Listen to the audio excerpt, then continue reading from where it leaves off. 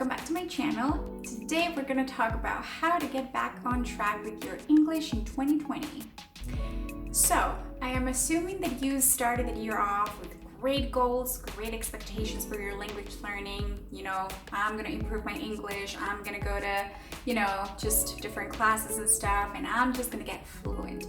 And just by the way, this applies to English or any other language that you're trying to learn, right? So you started off with great expectations, but it is the middle of the summer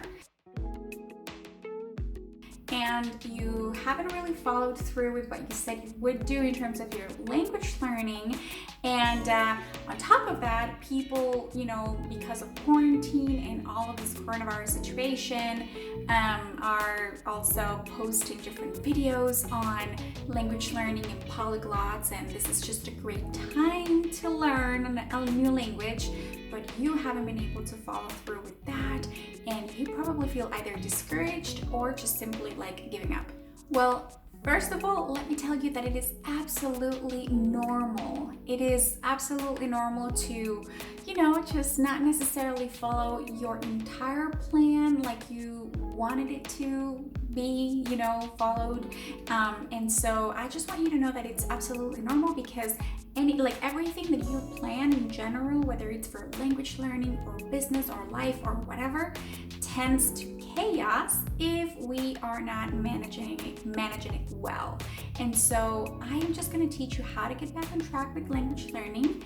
And don't worry, because you don't necessarily have to do everything perfect. You just need to have at least a basic plan to move forward. So let's get started. And so the first thing that you need to know is the importance of reassessing your plan. And so in order to do that, you just need to ask yourself a couple of questions. Also, I highly recommend that you write this down, not what I'm saying, but mostly like your reassessment, because it's always helpful when you just read it and you're able to see if it's working or not working. But the first thing that you should ask yourself is, was your plan actually working? Was what you were doing, helping you to learn, improve, and did you notice any results, any new changes? Because if that's not the case, then maybe you just need to tweak your plan a little bit. So that is the first question that you should ask yourself, right?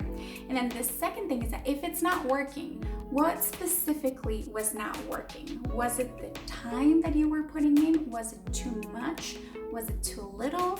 Or maybe were the activities that you were implementing, helping you? Were they fun? Were they not fun?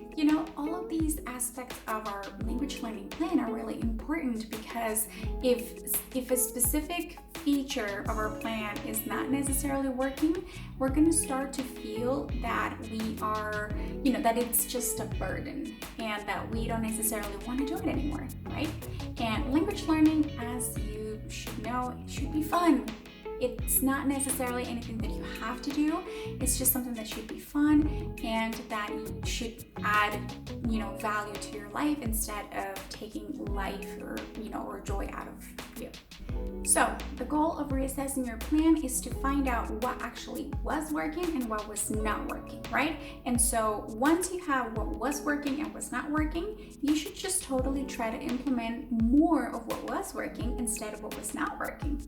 I know, it doesn't have to be super complicated, but if one activity was working more than 3 activities together, then just do more of that one specific activity, right? So once you have that, let's move on to the second part. The second part is creating new habits. You will hear me talk a lot about habits, because habits in language learning are incredibly important, because they allow us to actually improve and to implement small changes into our speech. You will also see me talk a lot about using what we learn in speech, because if you don't use it, you won't actually learn it. You will probably, have some idea and some knowledge, but it won't actually stick, and you won't be able to actually improve it and speak and use those tools, right? And so habits are very important, and what you need to do is to create new habits that align with your language learning goals and your life in general. If you are, let's say, trying to, read an hour every day in Spanish or English, let's say English because we're talking about, improving your English, then it's probably not realistic for you because you don't have an hour a day to read, just in English in general. And so you need to say maybe 30 minutes would be better for me, or 20 minutes, or 15 minutes. You have to know that in language learning, everything counts. And so if you do 5 minutes, make sure that those 5 minutes are really intense and effective, and that you're putting all of your 5 senses, into that, because if not, then you're just going to try to do things in autopilot without actually putting your focus on that, right? I highly recommend that you choose habits that are not too time consuming. Why? Because it'll allow you to create and build consistency with your language learning, and it will actually be more effective because you will be able to decode the language that you're trying to learn little by little and using it little by little. For example, if you decided to create the habit of learning 1 new word a day, isn't it just easier than trying to learn 10 words a day, right? And so those are just things that you have to take into consideration in terms of creating new habits. Now, I actually created a video named How to Learn a Language in Quarantine that walks you through all the steps that you need to take in order to create a really good language learning plan. So I will link it up there in the card as well as in the description box below so that you don't miss it. But once you have that plan, just remember that the plan is going to work for you, right? And so the habits that you create are going to work just for you and your life. So it's not that you adhere yourself to the plan, which is of course great, but that the plan adheres to your life and your language learning goals.